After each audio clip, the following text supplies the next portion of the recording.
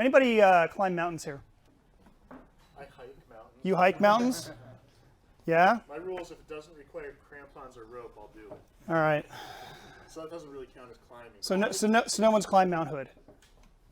There we go. How about Rainier? Denali? Have you heard of Everest? I'm sure you have. See, I've been on Helens because that didn't require crampons. So Everest, there's a certain point at Everest where you're at approximately 28,000 feet. At 28,000 feet, you can barely breathe. There is really no oxygen up there. There's a few people that have climbed it without oxygen, but most people use oxygen. There's a section, well, basically at 28,000 feet, you're in the death zone.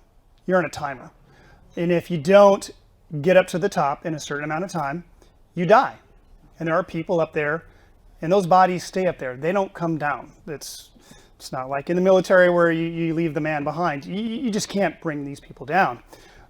So they're just permanent bodies up there on this mountain. And the one area that causes a lot of these deaths is a section called Hillary's Step. Hillary's Step is basically a funnel on the mountain. And there are times in peak season where Hillary's Step basically becomes like Highway 26. And that's usually when Mount Everest hits the news and someone dies.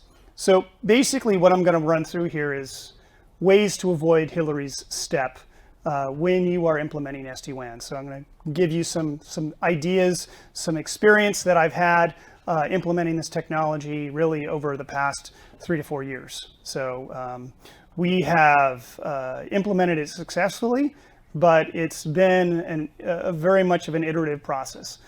Several false starts, but over time we kind of found where we needed to do and how we needed to do it, and that has been a partnership. Aaron Edwards has been part of that journey.